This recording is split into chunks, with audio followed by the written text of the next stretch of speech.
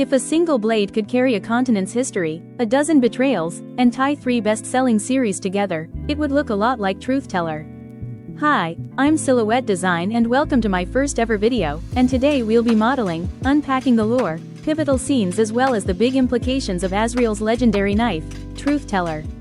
We'll also bring you up to date on where Sarah J. Maas's 3 major series stand today: Throne of Glass, A Court of Thorns and Roses, and Crescent City, because recent books have made the knife's history far more explosive than fans first thought.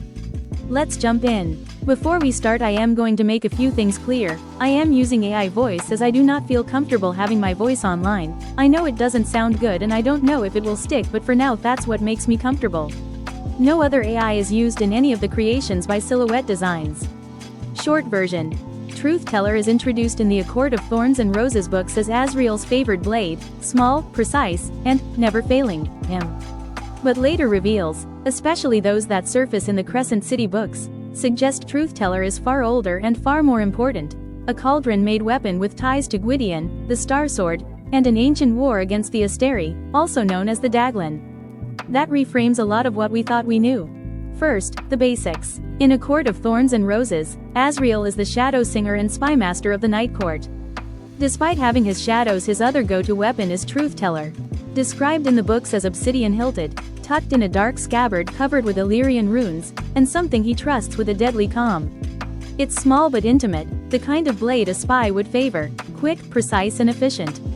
The knife appears in moments that reveal character, not just brutality, but restraint. Azrael's relationship with Truth Teller underscores his role as a watcher, someone who uses precision, not spectacle. Ignoring the scene on the ice lake, which was definitely Cassian's idea. Within A Court of Thorns and Roses, Truth Teller serves 3 storytelling jobs. 1. Character shorthand. It's Azrael's signature object, showing his competence and quiet menace. 2. Symbolic weight. Truth in the name invites us to think about secrets, revelations, and the knife's honesty. Does it always strike true?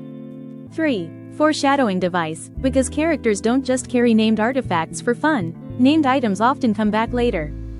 Those are classic fantasy moves, but here's where the story gets interesting is with the deeper origin of Truth Teller, which not fully explained in the early A Court of Thorns and Roses books. Fans naturally treated it as an important but localized prop. Then later books in Maas's multiverse pulled its threads outward. Okay, the spoilery part, House of Flame and Shadow, the 3rd Crescent City novel, is the turning point. In Crescent City's world-building expansion and crossover scenes, we learn a lot more about the big history of certain weapons. Texts and author material connect Truth Teller to a set of cauldron-made artifacts, the same origin that produces Gwydion, the Star Sword.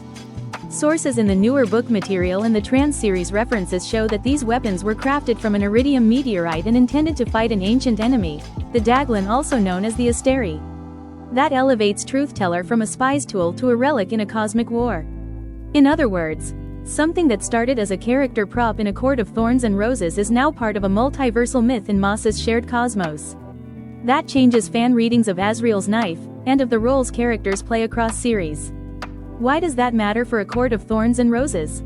First, if Truth Teller is cauldron-made and tied to the Star Sword, it's not just powerful, it's part of the founding myth of the 5 civilizations. Items like this often carry destiny hooks, prophecies, pairings, or the ability to unmake ancient enemies. That raises questions. Could Truth Teller be required to defeat certain catastrophic threats? Does ownership of Truth Teller suggest Azrael has a role to play beyond the Night Court? And crucially, who else might be able to wield or cult it, and at what cost? We've already seen Elaine use it to take out the King of Hybern as well as Bryce using it to fight the Asteri. Those are the kinds of stakes that retroactively elevate earlier scenes where Truth Teller appeared. Also, when artifacts connect series, characters cross paths. That's exactly what happened in House of Flame and Shadow. Bryce's story physically touches Prithian. Expecting more ripples. Quick status update, because fans always want to know. A Court of Thorns and Roses. 5 novels published to date. Sarah J. Maas has confirmed a 6th A Court of Thorns and Roses novel is in the works. Fans speculate it will continue to explore Farah's world and potentially secondary POVs. The author has signaled progress on drafts. Crescent City. The 3rd book, House of Flame and Shadow, published globally on January 30, 2024, and it contains the major crossover beat that expands Truth Teller's backstory and ties to other artifacts. The book reached bestseller lists and clarified how Maas's series interconnect. Throne of Glass. This series concluded with Kingdom of Ash, 2018. While Throne of Glass doesn't currently have direct character cameos in the Crescent City crossover, textual hints and author comments keep the possibility of multiverse links alive. For the moment, Throne of Glass is complete. Its lore remains part of the broader Maas canon that could be drawn on in future crossovers. Alright, so it's time for Conspiracy Hour. Fans have been busy. Is Truth Teller truly the twin to Gwydion? Did the cauldron actually make it? Can it unmake things? Here's how to separate the likely from the speculative. What's most likely is Truth Teller and Gwydion share an ancient origin story tied to meteorite metal, iridium and cauldron crafting. The Crescent City material makes this plausible. Plausible but unproven. That Truth Teller carries explicit, unmaking powers or a prophecy that only a named wielder can resolve. The books hint at exceptional potency, but the exact limits haven't been fully shown on page. Speculative, more of a fun fan theory. Ownership of the blade binds the wielder to a fate that spans worlds, or it can call to its twin across space.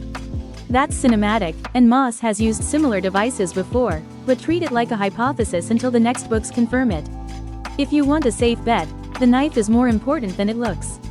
What should readers watch for in upcoming releases? 1. A Court of Thorns and Roses Book 6. If it explores Elaine, Azrael, or the consequences of artifacts, Truth Teller could be central. 2. Further Crescent City installments. They've already shown willingness to crossover. Expect more connective tissue and lore reveals, and I expect a novella in the Crescent City series similar to A Court of Frost and Starlight. 3. Canonical confirmations. Quotes from Maas, special editions, or short stories that explicitly connect the knives and the cauldron will be game changers for fan theory crafting. Also, important industry note. Attempts to adapt A Court of Thorns and Roses for TV hit development turbulence. A planned Hulu adaptation was reported to be scrapped as of early 2025, so if you were hoping to see this on screen soon, that's uncertain for now. So, Truth Teller started as a small, perfect knife at the side of a shadow, but recent books have turned it into an artifact with multiverse significance. It's a beautiful example of how world-building can grow organically. Tiny details in one book become pillars of a shared mythology across several series. If you liked this deep dive, hit the like button, and tell me in the comments, what theory about Truth Teller do you think is most likely to be true? I'll read and feature the best takes in the next video. The model made in the video was designed by Bookishkoda, and a big thank you to her for allowing me to make model using it. The printable model is available on 3D cults and physical prints will be available in the new year.